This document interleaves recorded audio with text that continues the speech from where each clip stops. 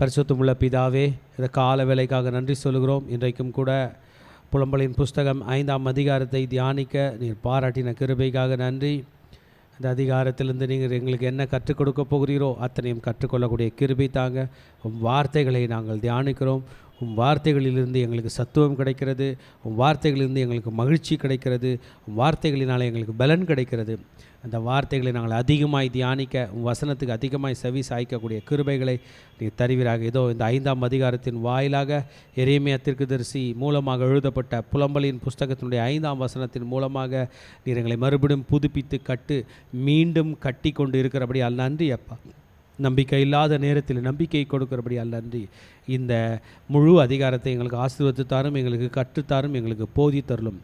அடிமைகளை தாழ்த்தி அர்ப்பணிக்கிறோம். நாமம் மையப்படட்டும். இயேசுவின் நாமத்தில் ஜெபங்கள் எடுக்கிறோம் நல்ல பிதாவே, ஆமேன். திருச்சபை ஆண்டவருடைய பரிசுத்த நாமத்துக்கு மகிமை உண்டாவதாக. இன்றைக்கும் நாம் எரேமியா தீர்க்கதரிசினால் எழுதப்பட்ட புலம்பலின் புஸ்தகம் 5ஆம் அதிகாரத்திலே வந்திருக்கிறோம். இந்த கடைசி அதிகாரம், கடைசி சாப்டர். இது அந்த அக்ராஸ்டிக் மேனரில், அக்ராஸ்டிக் வேல எழுதியிருக்காரு. அதாவது ஆல்ஃபபெட்டிக்கல் ஆர்டராக ஆலஃப், பெத், கீமெல், டாலத் அப்படிலாம் எழுதியிருக்காரு. அந்த 5th சாப்டர் மட்டும் கொஞ்சம் அக்ராஸ்டிக் மாடலிங் இல்லாமல் இருக்கும்.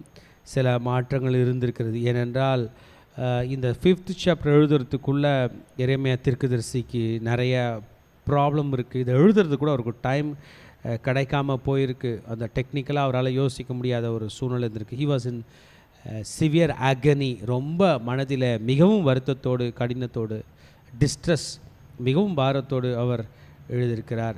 இதை எழுதுறதுக்கு கூட அவர் உடம்பில் தெம்பு இல்லாத இருக்கக்கூடிய ஒரு கிருபை இருக்கிறது. ஆனால் இந்த சாப்டரில் எப்படி நடக்கும்னா, எழுதுறதை கூட விட்டுட்டு கர்த்தர் பாதத்தில் இப்படி விழுந்து, to lie down, to fall in the feet of God, ஆண்டவருடைய பாதத்திலே விழுந்து தீர்க்கதரிசி அழுகிறதை நம்மால் காண முடியும். திருச்சபையை தீர்க்கதரிசி என்பவன் தேவனுடைய வாயாய் இருக்கிறான்.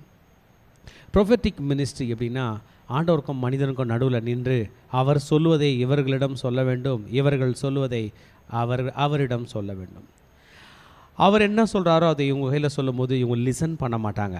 இவங்க என்ன சொல்கிறாங்கன்றத அவர் கையில் சொல்லும் போது அவரும் லிசன் பண்ண மாட்டார்.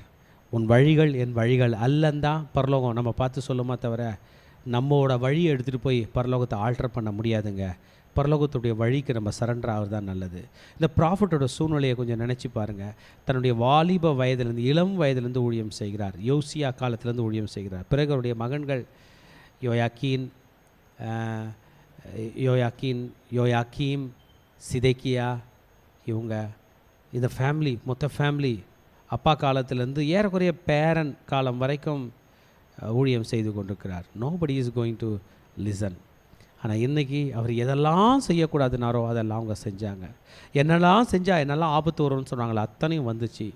பாதிக்கப்பட்டது மக்கள் மாத்திரமல்ல, இந்த தீர்க்கதரிசியும் பாதிக்கப்பட்டிருக்கிறார். He was in டெசோலேஷன். பிரிக்கப்பட்டு, தனிமைப்படுத்தப்பட்டு, அவமானப்படுத்தப்பட்டு அந்த எருசலேம் இருக்கிற காலத்திலே அவர் அங்கே வாழ்ந்து கொண்டிருக்கிறார்.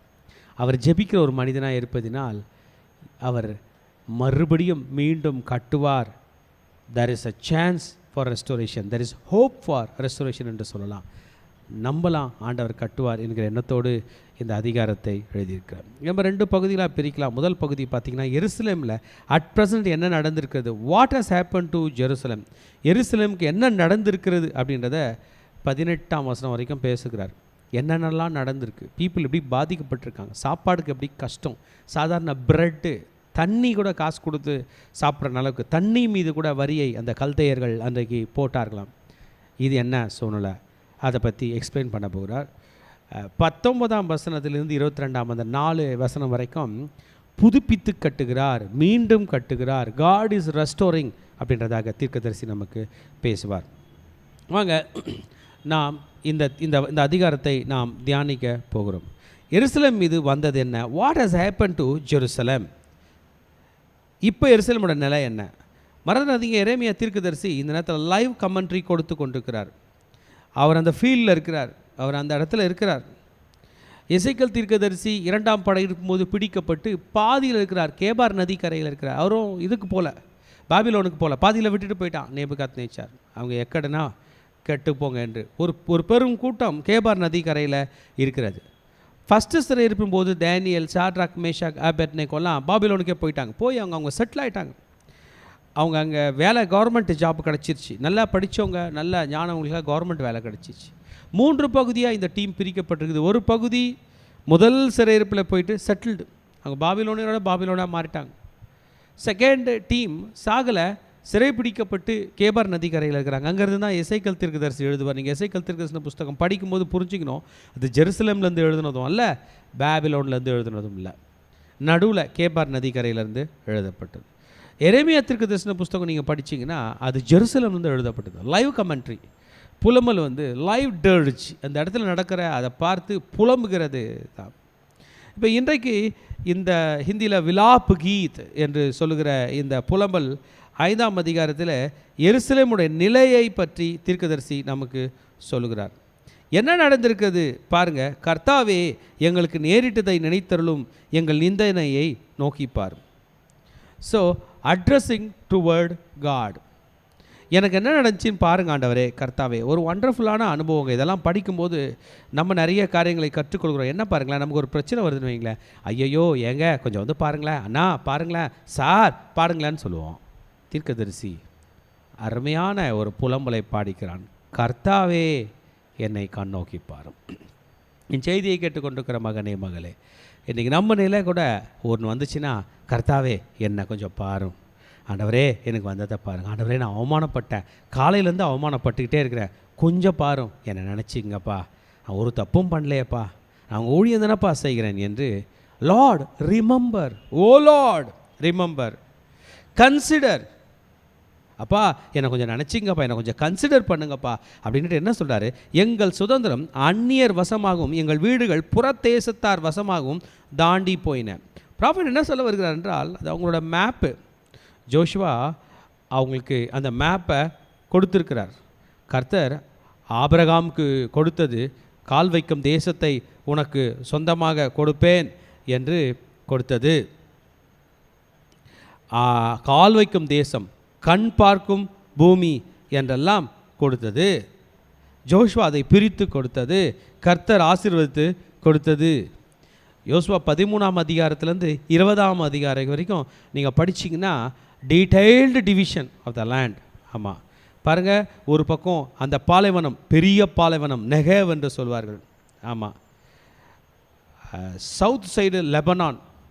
ஆமாம், நெகேவ் வந்து சவுத் சைடு, லீபனான் வந்து நார்த்து சைடு, வடக்கு பக்கம், ஐபிராத் நதி வந்து கிழக்கு பக்கம், மத்திய தரைக்கடல் வந்து மேற்கு பக்கம். மொத்த பார்டரும் உங்களுது தான் அப்படின்னு சொல்கிறார்.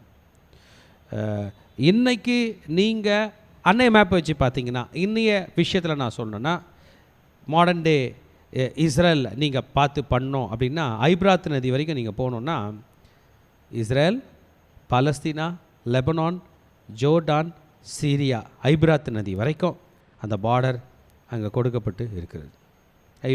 யோர்தானுக்கு அந்த சைடு டிரான்ஸ் ஜோர்டன் சொல்லுவாங்க. அந்த 3 கோத்திரத்துக்கு கொடுத்தாரு பாருங்க, ரூபன், காத், மனாசேயோட பாதி. Very big territory. இதெல்லாம் இழந்துட்டு இருக்கிற 12லையும் 10 இழந்துட்டு மீதி 2 யூதா, பெஞ்சமின், அந்த சின்ன போர்ஷன் மட்டும் வச்சுட்டு அதில் ஒரு தலைநகரம், அந்த தலைநகரம் தான் சமஸ்த இஸ்ரேலின் தலைநகரம், eternal city of Israel, eternal city of the world. Jesus rule பண்ணும்போது இதை எருசலேமே இழந்து, எல்லாத்தையும் இழந்து அந்நியர் வசமாக போய்விட்டது எங்கள் சுதந்திரம், எங்கள் ப்ராப்பர்ட்டி, எங்கள் வீடுகள், அவர் ஹவுசஸ், அவர் இன்ஹெரிட்டன்ஸ், எங்கள் சொத்துக்கள், எங்கள் சுதந்திரங்கள், மூதாதையர் வழியாக எங்களுக்கு கொடுக்கப்பட்ட ஆசீர்வாதங்கள், பலன்கள் எல்லாம் போயிடுச்சு. ஆண்டவரே கண்ணோக்கி பாருங்கள். நம்ம கூட தாத்தா பாட்டி வச்சுருந்த லேண்டை விட்டுருப்போம், இழந்திருப்போம், தொலைச்சிட்ருப்போம், கடன் வாங்கிட்டு இருப்போம், இல்லை வேறு யாரும் நமக்கு தெரியாமல் அபகரிச்சிட்டு இருப்பாங்க. ரொம்ப கொடுமையான விஷயம். சொந்த லேண்டை இழந்திருப்பீங்க, இல்லை தாத்தா பாட்டி அம்மா அப்பா சேர்த்து வச்சு கோல்டை இழந்திருப்பீங்க, வேலையை இழந்திருப்பீங்க, சொத்தை இழந்திருக்கிற ஒரு நிலைமை, அனாதையாய் நிற்கிற நிலைமையிலே புலம்புகிறார். இதில் நம்ம கற்றுக்கிறது என்னென்னா, ஹீ இஸ் இன்வைட்டிங் காட். ஆண்டவரை வந்து பாருங்க, கொஞ்சம் கன்சிடர் பண்ணும். பாருங்கள், திக்கற்றவர்களானோம், தகப்பன் இல்லை, எங்கள் தாய்கள் விதவைகளைப் போல இருக்கிறார்கள். குழந்தை வச்சிருக்கிற பெண்கள் நிறைய பேர் இருக்கிறாங்க, விதவை ஆகிட்டாங்க, ஏன்னா ஹஸ்பண்ட்ஸ்லாம் காலி. எப்போ எந்த கண்ட்ரி மேலே மிலிட்ரி இன்வேஷன் வந்தாலும் அந்த மிலிட்ரி பீப்புள் ஆண்களை வேறு கண்ணோட்டத்தில் பார்ப்பான். They will kill them immediately. உடனே கொன்றுவான், இம்மிடியேட்டாக கொன்றுவான். ஏன்னா ஆண்கள் திரும்பி எப்படி ஃபைட் பண்ணுறதுன்னு ஐடியா பண்ணான், உடனே கொன்றுவான். பெண்களை கற்பழிச்சிருவான், அவர்களை இரண்டாவதாக மூன்றாவதாக அவர்களை வைத்துக்கொள்வான், வேலைக்காரிகளை வைத்துக்கொள்வான். வாலிப பிள்ளைகள் டீனேஜ் 12 to 19 வரைக்கும், 19 வரைக்கும் விடுவானான்னு தெரியல, 14, 15, 12, 13, 14 அந்த பிள்ளைகளை அன்னகர்கள் ஆக்கிடுவான், ஆண்கள் இல்லாதபடி ஆக்கிடுவான். இதுதான் அவங்களோடது. இப்போ இந்த இடத்துல தீர்க்கதரிசி சொல்கிறாரு, தாய்மார்கள் விதவைகள் ஆனார்கள் என்றால், தாய்கள் விதவைகள் ஆனாங்களா அவங்களுக்கு ஹஸ்பண்ட் ஆர் டெட், விதவைகளை போல இருக்கிறார்கள், அவ்வளோதான். விதவைகள் போல. அவங்க ஹஸ்பண்ட் எங்கே போனாங்கன்னு தெரில, என்ன ஆச்சுன்னு தெரியல. தண்ணீருக்கு காசு, தண்ணீர் பணத்துக்கு வாங்கி குடிக்கிறோம். தண்ணி காசு கொடுத்து வாங்கி குடிக்கிறது ஒரு 30 இயர்ஸ் முன்னாடி நம்ம கண்ட்ரிலே கிடையாது. எங்கே போனாலும் தண்ணி ஃப்ரீயாக தான் கொடுப்பாங்க. முதல் நானே தண்ணி காசு கொடுத்து வாங்கினது வந்து மெரினா பீச்சுக்கு போனப்போ அங்கே தண்ணி கேட்டால் தண்ணி கொடுக்கல, அங்கே அந்த குடத்தில் விற்கிறாங்க, ஒரு பாத்திரத்தில் கொடுக்குறாங்க, காசு கொடுத்து வாங்கி கொடுக்கணும். இன்றைக்கி பார்த்தா நம்மளோட ஃபுட்டில் மெயினாக தண்ணியும் வந்துருச்சு, தண்ணி காசு கொடுத்து தான் குடிக்கணுன்ற மாதிரி மைண்டு பிக்சரைஸ் ஆகிடுச்சு. இது இன்றைக்கி ஸ்டார்ட் ஆகலாங்க, ஜெருசலமில் ஸ்டார்ட் ஆகுது. எங்கள் தண்ணீரை விலைக்கிறைய கொடுத்து நாங்கள் பணத்துக்கு வாங்கி கொடுக்குறோம், எங்கள் விறகுகளை விலைக்கிரயமாய் வருகிறது. அன்னைக்கு இஸ்ரவேலர்கள் விறகுலாம் பெருக்குவாங்க, விறகை பொறுக்கி கொண்டு வருவார்கள். இந்த ஃபயர்வுட்டு காசு கொடுத்து வாங்குகிற கான்செப்ட் கிடையாது. ஒரு மரத்தை போய் வெட்டி அவங்க காய வச்சுக்கணும், ஃபேமிலிக்கு அதை பண்ணணும். ஃபஸ்ட்டு முறை இந்த ஃபயர்வுட்டும் காசு கொடுத்து வாங்குறாங்க, தண்ணீரும் காசு கொடுத்து. நம்மளும் ஏறக்குறைய அப்படி தான் இருக்கும், கேஸ் காசு கொடுத்து தான் வாங்குகிறோம், எல்லாமே காசு. ஒருவேளை எலக்ட்ரிக் கேஜெட்ஸ், எலக்ட்ரிக் அடுப்புகள் வச்சுருந்தா எலக்ட்ரிசிட்டிக்கு பே பண்ணுறோம். ஸோ எரியமே தீர்க்கதரிசி காலத்தில் இருக்கிறது போல் நமக்கே பேசுகிறது போல் இருக்குது. எப்படி இருக்கும்? எங்கள் பாரம் சுமந்து எங்கள் கழுத்து நோகிறது, நாங்கள் உழைக்கிறோம், எங்களுக்கு இளைப்பாறுதல் இல்லை. பாரம் பயங்கரமாக சுமக்கிறோம். Every day we are carrying heavy weight. They pursue our heels. We labor but no rest. நம்ம வேலை செய்கிறோம், ரெஸ்ட்டே இல்லை.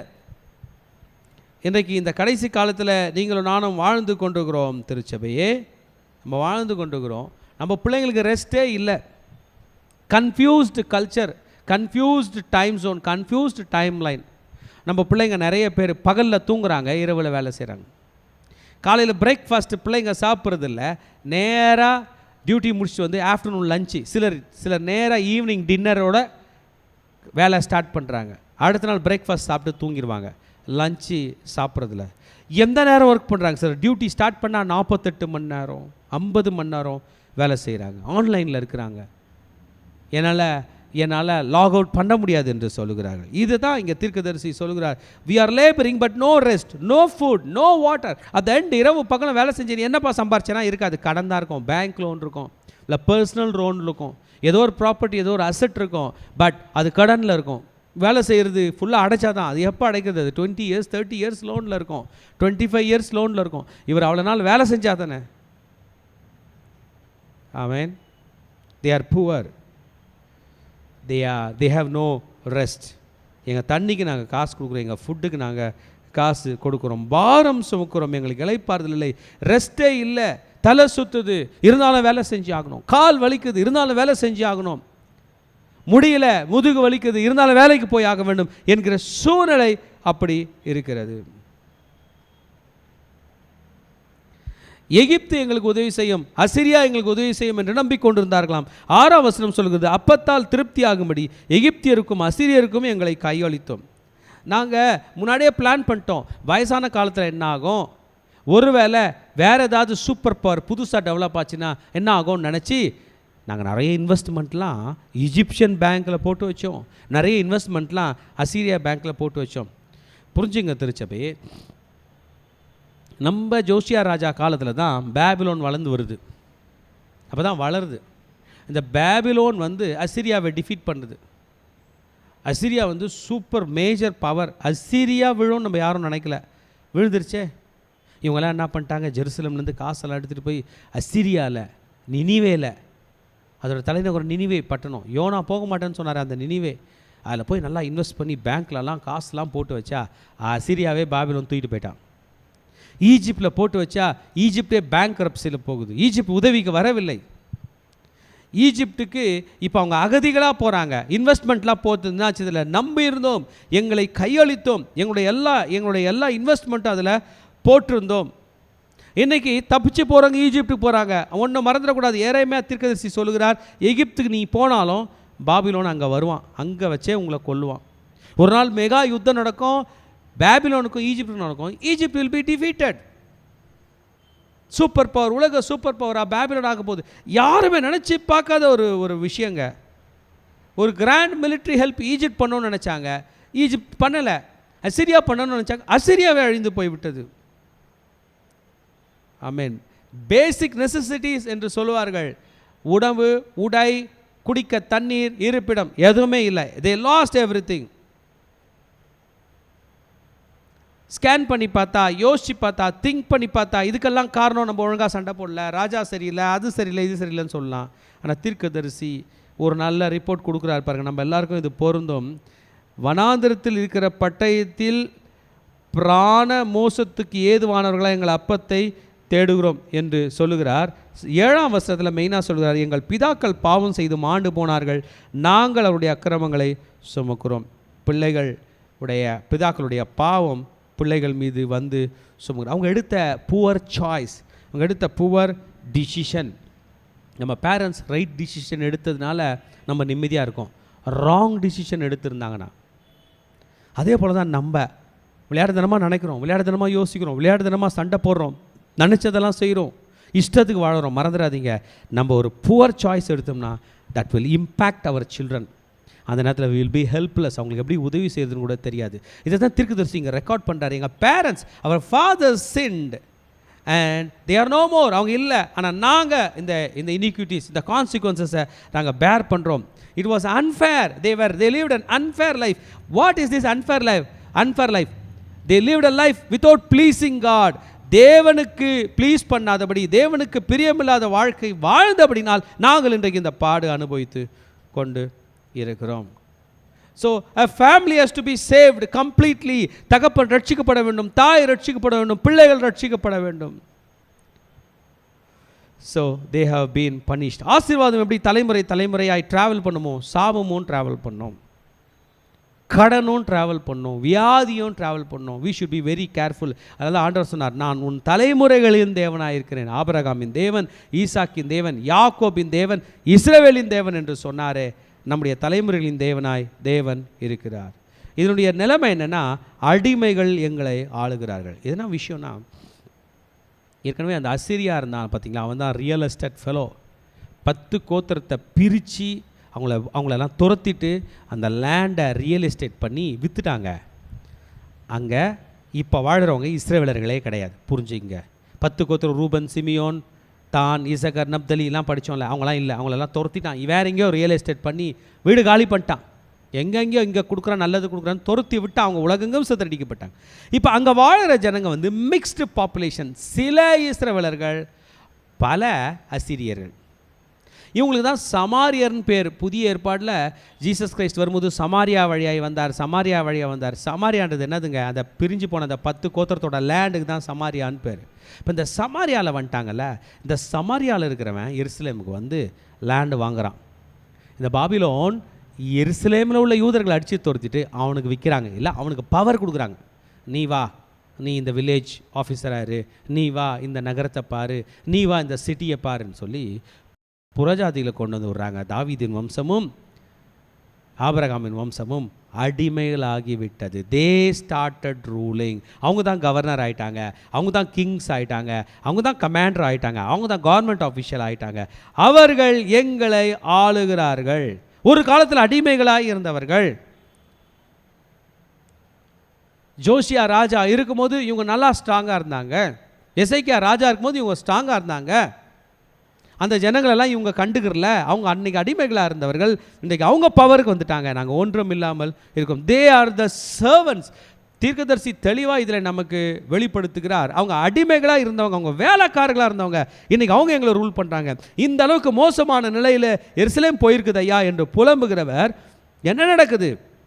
வனாந்திரத்தில் இருக்கிற பட்டயத்தினால் பிராண மோசத்துக்கு ஏதுவானவர்களா எங்கள் அப்பத்தை தேடுகிறோம். பாருங்கள், திருச்சபையே, எருசலேம் என்பது வெறும் 250 ஏக்கர் பரப்பரப்பு உள்ளது தான் அந்த ஓல்டு சிட்டி ஜெருசலேம். இப்போ ஜெருசலேமை தான் சீஜ் போட்டு முடித்து உள்ளே யார் வாழ்வாங்கன்னா தாவீதோட வம்சம் தான் மேக்ஸிமம் வாழ்ந்துருச்சு. தாவீதோட வம்சம், லேவியர்கள், காமன் பீப்புள் வாழ முடியாது. அவங்க பக்கத்தில் கிராமத்தில் இருப்பாங்க, பிஸ்னஸ் பண்ண உள்ளே வருவாங்க, பிஸ்னஸ் பொருளை வெளியே எடுத்துகிட்டு போவாங்க. ஒரு ட்ரேட் சென்டர் மாதிரி இருந்துச்சு. எனக்கு வெளியே போயிட்ட பிறகு இவங்களெல்லாம் உள்ளே போட்டு லாக் பண்ணிட்ட பிறகு உள்ளே உள்ள ப்ராப்பர்ட்டியெல்லாம் வெளியில் உள்ளவங்க வந்து வாங்கிட்டாங்க, எடுத்துக்கிட்டாங்க, எப்படியோ பண்ணி உள்ளே வந்து எடுத்துக்கிட்டாங்க. இப்போ இந்த சிட்டியில் இருக்கிறவங்க வெளியே உள்ள கிராமங்களுக்கு அரிசி வாங்க போனால், பருப்பு வாங்க போனால், போகிற பாதையில் இந்த பேபிலோனியன் ஆர்மி இருக்குது.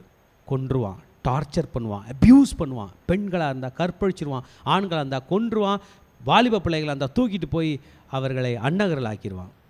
ஒளிஞ்சிருங்கிறவங்க கூட சாப்பாட்டுக்கு வெளியே வந்தால் அவர்களுக்கு நிலைமை படுமோசமாக இருக்கிறது தான் சொல்கிறார். பிராண மோசத்துக்கு ஏதுவானவர்களை சாப்பாட்டுக்கு வெளியில் போனால், எங்கன்னா போய் யாசகம் கை ஏந்தி வாங்கலான்னு போனால் கூட உயிர் போயிடும் என்கிற பயம். பஞ்சத்தின் கொடுமையினால் எங்கள் தோல் அடுப்பங்கரையை கருத்து போயிற்று, அடுப்பங்கரையை போல கருத்து போயிற்று. அந்த பாடி வந்து பிளாக் ஆயிடுச்சான், கருப்பாயிருச்சான். அவர் skin is hard as an oven போல் எங்கள் உடம்பு கருத்து போயிடுச்சு. பெண்களை பற்றி சொல்லுகிறார். சியோனில் இருந்த ஸ்திரீகளையும் யூதாப்பட்டில் இருந்த கன்னிகளையும் அவமானப்படுத்தினார்கள். மிலிட்ரி இன்வேஷன் வரும்போது முதலாவது பாதிக்கப்படுகிறவர்கள் பெண்களாக தான் இருப்பாங்க. ஆண்கள் கொலை செய்யப்படுவார்கள், பெண்கள் பாதிக்கப்படுவார்கள், அவமானப்படுத்தப்படுவார்கள், கற்பழிக்கப்படுவார்கள்.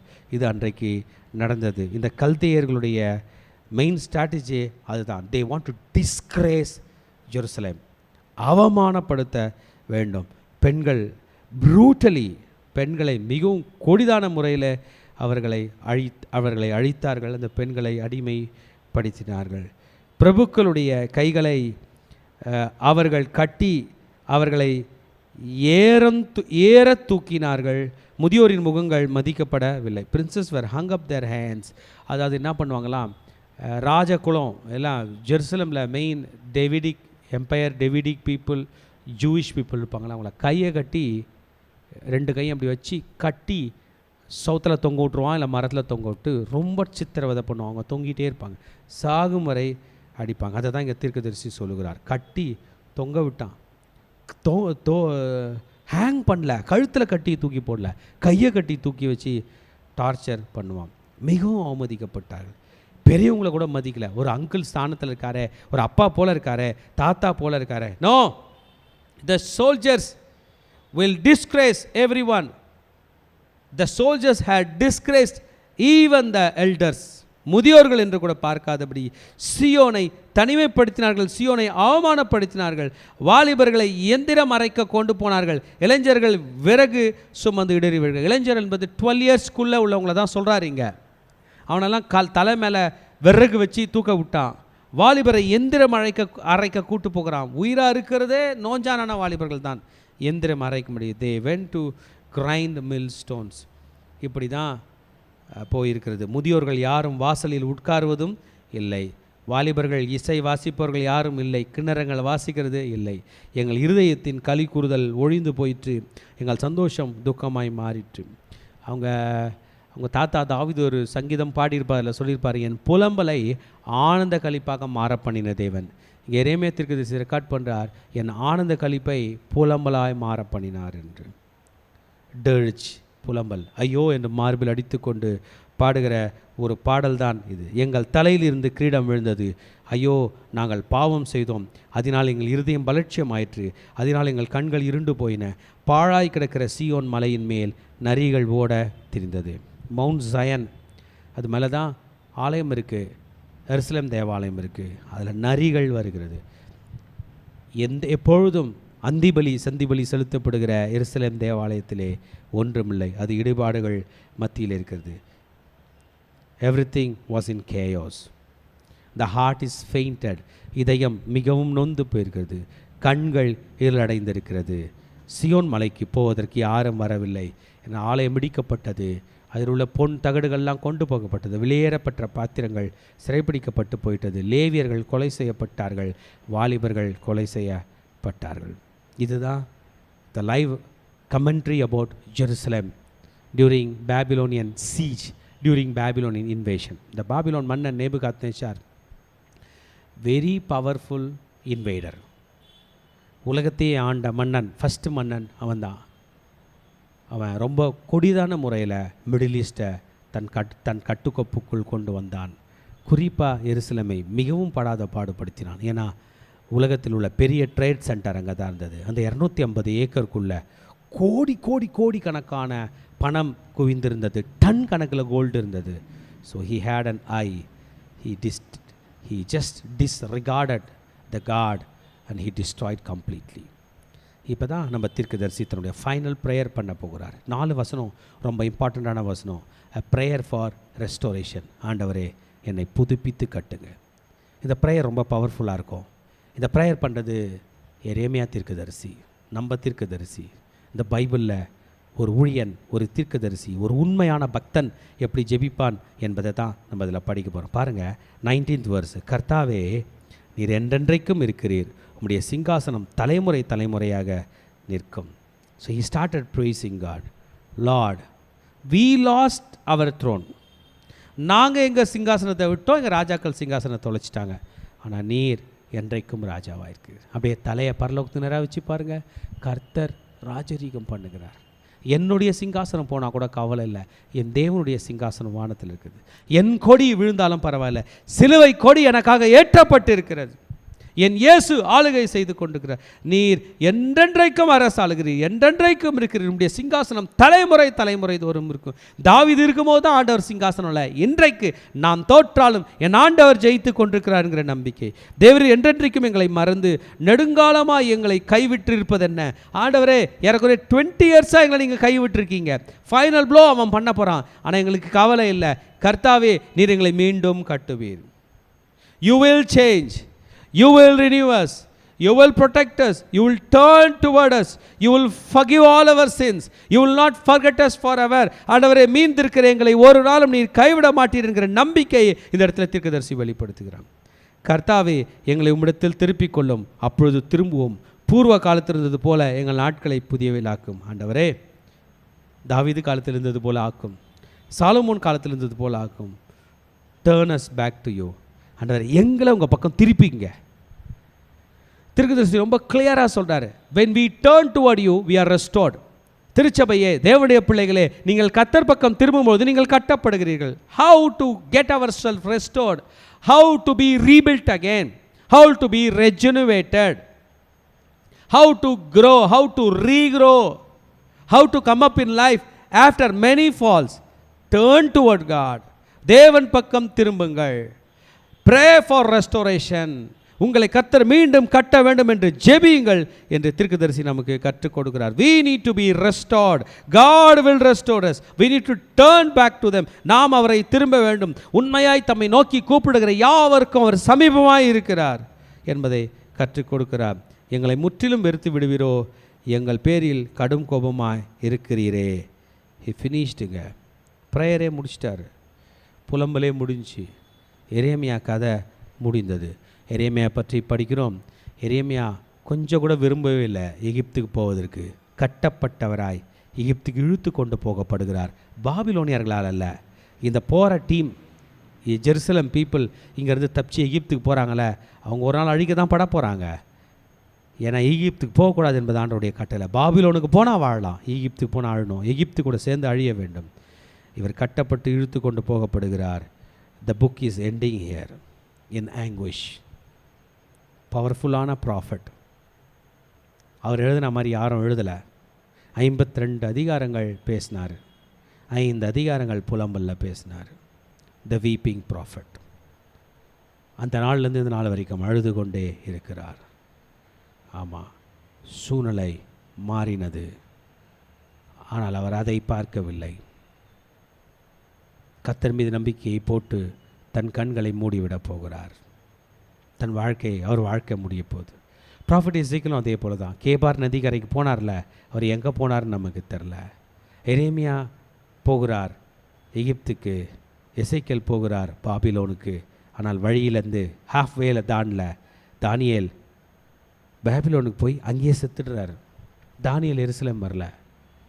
எசேக்கியேல் வரல, எரேமியா வரல. 70 ஆண்டுகள் கழித்து எல்லாம் அவங்க வாரிசுகள் வருவாங்க. யார் மேலேங்க நம்பிக்கை போட்டு இவங்கெல்லாம் வாழறாங்க? கர்த்தர் மீது. என்னைய செய்தி இதோட முடிஞ்சிச்சு. நம்ம யார் மேலே நம்பிக்கை போட்டிருக்கிறோம்? Who is going to restore us?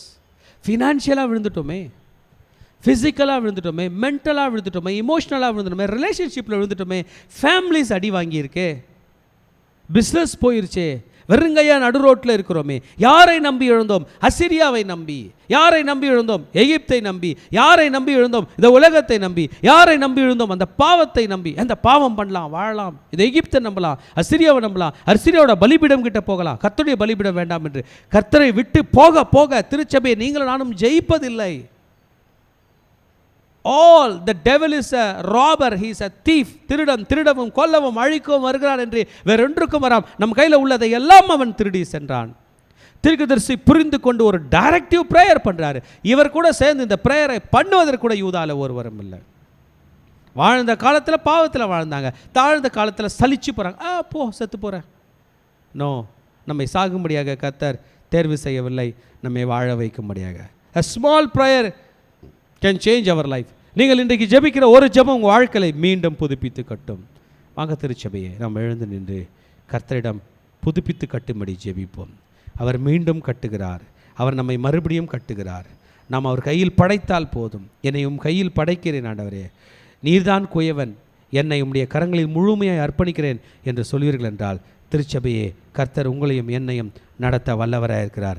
உங்களையும் என்னையும் கர்த்தர் வாழ வைக்க வல்லவராயிருக்கிறார். கர்த்தர் நம்மை நடத்த வல்லவராயிருக்கிறார். ஷோரி காதா லபோ ஷேரே காதே லபோ ஓ ரே தே லபோ ஷீதாரா காதா ரபா ஷரா காதா ரபா. வாங்க திருச்சபையே நாம் எழுந்து நின்று கர்த்தரை ஆராதனை செய்வோம். கர்த்தர் நம்மை நடத்த வல்லவராயிருக்கிறார். என்னை உம் கையில் படைத்தேன், முழுவதுமாய் என்னையும் பயன்படுத்தும் என்று கர்த்தர் நம்மை பயன்படுத்தும்படியாக நாம் ஜெபிப்போம். ஸ்தோத்தரிக்கிறோம், ஸ்தோத்தரிக்கிறோம், ஸ்தோத்தரிக்கிறோம், ஸ்தோத்தரிக்கிறோம், ஸ்தோத்தரிக்கிறோம். ஆண்டவரே, என்னுடைய கையில் அர்ப்பணிக்கிறோம். ஆண்டவரே அப்பா, எங்களுடைய கரங்களில் அர்ப்பணிக்கிறோம், என்னுடைய கரங்களில் அப்பு கொடுக்கிறோம். என்னை கையில்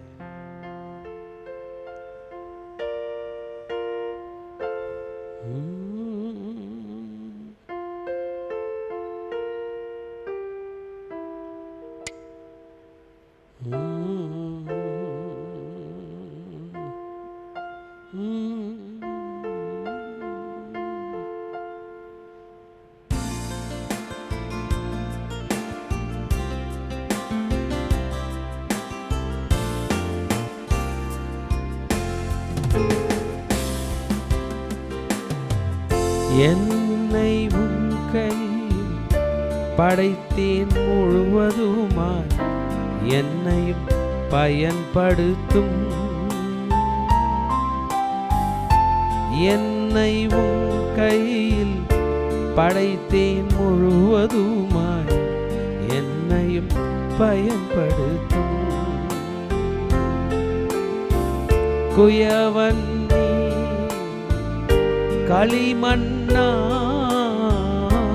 சித்தம் நிறைவேற்றுவே. குயவன் நீ, களிமண்ணானும் சித்தம் நிறைவேற்றுவே. என்னை உம் கையில் படைத்தேன், முழுவதுமாய் என்னையும் பயன்படுத்தும். கூரியர் உள்ள பாத்திரம் நான், குறைவுகள் நீக்கி என்னை கருவியாய் பயன்படுத்தும்.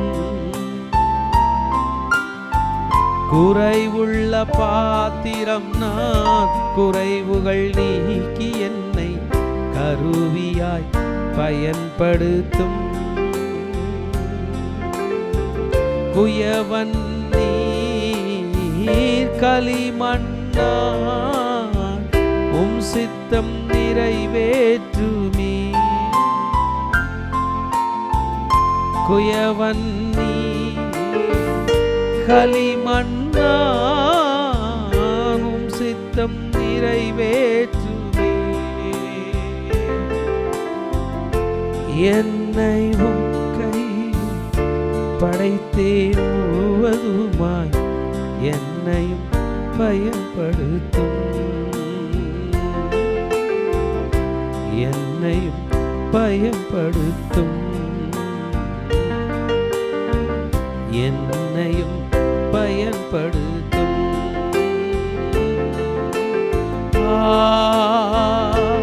ஹல்லேலூயா,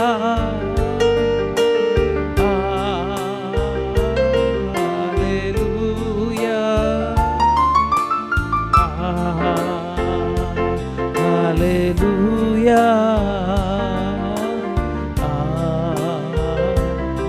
ஹல்லேலூயா,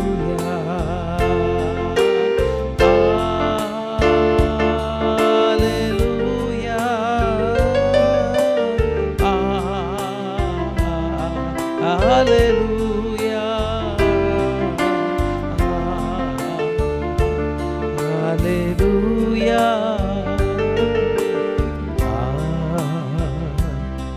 Hallelujah.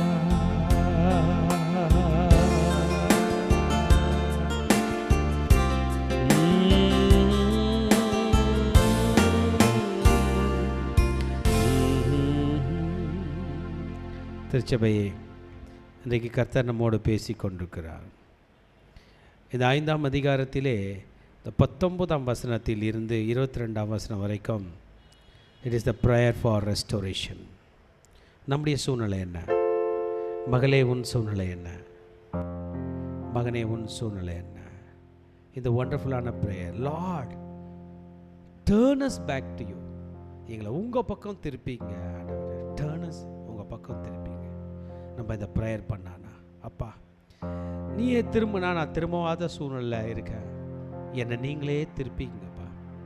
நம்ம குழந்தைங்கள்லாம் ஸ்கூல் படிக்கும்போது வேறு எங்கன்னா திரும்பினீங்கன்னா டீச்சர் வந்து பிடிச்சி திருப்பி போர்டு பக்கமாக திருப்புறது போல், நம்ம ஆரம்பத்தில் சைக்கிள் ஓட்ட கற்றுக்கும் போது ஒழுங்காக ஸ்டேரிங் பிடிக்காத போது நமக்கு சொல்லிக் கொடுக்குறவங்க உட்காந்து நேராக திருப்பி விடுகிறது போல், why don't we surrender ourselves to God so that He can turn us back to Him? தன் பக்கம் இழுக்கும்படி எங்களை பக்கம் திருப்பி கொள்ளும் ஆண்டவரே. Lord, put us in a place where we will always turn to Him. எங்களை உம்மிடத்தில் திருப்பி கொள்ளும், எங்களை உங்கள் பக்கம் திருப்பி வைங்க. Very powerful prayer. புலம்பல் 5:21 இதை தான் சொன்னார், கர்த்தாவே எங்களை உம்மிடத்தில் திருப்பி கொள்ளும். நம்மளும் அந்த ப்ரேயர் பண்ணலாமா? அப்பா, இவ்வளவு நாட்கள் நாங்கள் எகிப்தின் பக்கம் திரும்பி இருந்தோம், இதோ பக்கம் திரும்புகிறோம். ஆண்டவரே, இவ்வளவு நாட்கள் நாங்கள் அசிரியாவின் பக்கம் திரும்பி இருந்தோம், பக்கம் திரும்புகிறோம். ஆண்டவரே, இதோ நாங்கள் உலகத்தின் பக்கம் திரும்பி இருந்தோம், பக்கம் திரும்புகிறோம். இதோ குயவன் கையிலே களிமண் அர்ப்பணிக்கிறது போல எங்களை அர்ப்பணிக்கிறோம், முழு மனதோடு அர்ப்பணிக்கிறோம். எங்களை ஏற்றுக்கொள்ளும், திருப்பிக் கொள்ளும், வழியிலே எங்களை திருப்பிக் கொள்ளும். நாங்கள் அப்பொழுதுதான் திரும்புவோம். எங்களுடைய தசைகளும், எங்களுடைய நரம்புகளும், எங்களுடைய கண்களும், எங்களுடைய கைகளும், எங்களுடைய கால்களும், எங்களுடைய முதுகு தண்டு எலும்புகளும், எங்களுடைய இடுப்பும் உமக்கு விரோதமாய் திரும்பி போய்விட்டது. ஆண்டவரே, நீர் வந்து எங்களை சீர்படுத்தி சிறப்படுத்தி திருப்புவீராக, பக்கம் திருப்புவீராக. உம்மை விட்டு பின்வாங்குற இருதயத்திலிருந்து எங்களை மீட்டு கொண்டு வந்து பக்கம் திரும்பி ராஜ்யத்தின் பக்கம் வர, அன்பின் பக்கம் வர ஒத்தாசைவரும் பருவத்துக்கு நேராக கண்களை ஏறெடுக்கிறேன் என்று தாவீது சொன்னது போல கர்த்தர் பக்கம் திரும்பக்கூடிய இருதயத்தை ஒரு விசை கூட எங்களுக்கு தருவீராக. திருப்பிக் கொள்ளும், எங்களை அர்ப்பணிக்கிறோம், உமக்கு நாங்கள் இந்த அதிகாரத்தை கொடுக்கிறோம். நடத்தும் இயேசுவின் நாமத்தில் ஜெபிக்கிறோம் நல்ல பிதாவே, ஆமென். நம்ம ஒரு தீர்க்க தரிசன செயல் சொல்லலாம். இதயத்தில் கை வச்சுட்டு என் கூட சேர்ந்து சொல்லுங்க, அப்பா பிதாவே, இந்த வேளையிலும் கூட உமக்கு அதிகாரம் கொடுக்கிறேன். என்ன அதிகாரம் என்றால், என்னை பக்கம் திருப்பிக் கொள்ளும், முழு அதிகாரம் தருகிறேன். கர்த்தாவே, என்னை பக்கம் திருப்பிக் கொள்ளும். குடும்பத்துக்காக ஜெபம் பண்ணலாமா? கர்த்தாவே, என் குடும்பத்தை பக்கம் திருப்பிக் கொள்ளும். முழு அதிகாரம் கர்த்தருக்கு கொடுக்கிறேன், முழு அதிகாரம் என் இயேசுக்கு கொடுக்கிறேன், முழு அதிகாரம் பரிசுத்த ஆவியானவருக்கு கொடுக்கிறேன், முழு அதிகாரம் என் பரலோக தந்தைக்கு கொடுக்கிறேன். என்னை ஏற்றுக்கொள்ளும், இயேசுவின் நாமத்தில் பிதாவே. இந்த வசனத்தை இன்னைக்கு ஃபுல்லாக சொல்லிக்கிட்டே இருங்க, அந்த வாரம் ஃபுல்லாக சொல்லிகிட்டே இருங்க, வாழ்நாள் முழுவதும் சொல்லிக்கிட்டு இருங்க. அப்பா என்னை உன் பக்கம் திருப்பும் என்று கர்த்தர் உங்களை கோடியாய் பெருகும்படி செய்வார், நன்மையான காரியங்களை செய்வாராக. அல்லேலூயா, அல்லேலூயா, அல்லேலூயா, அல்லேலூயா. கடைசி ஆசீர்வாதத்துக்கு நேராக கைகளை விரித்துக் கொள்ளும். ஈவரக்கா அடோனாய் வயீஷ்மரக்கா யா ஏ அடோனாய் பனவ் அல்லக்கா விஹுனக்கா ஈஷா அடோனாய் பனவ் அல்லக்கா வயசம் லக்கா ஷாலோம், வயசம் லக்கா ஷாலோம். கர்த்தர் உன்னை ஆசீர்வதித்து காக்க கடவர். கர்த்தர் தன் முகத்தின் மேல் பிரகாசிக்க பண்ணி உன்மேல் கிருபையா இருக்க கடவர். கர்த்தர் தன் முகத்தை உன்மேல் பிரசன்னமாக்கி உனக்கு சமாதானம் கட்டளையிட கடவர். ஹல்லேலூயா, ஹல்லேலூயா, ஹல்லேலூயா.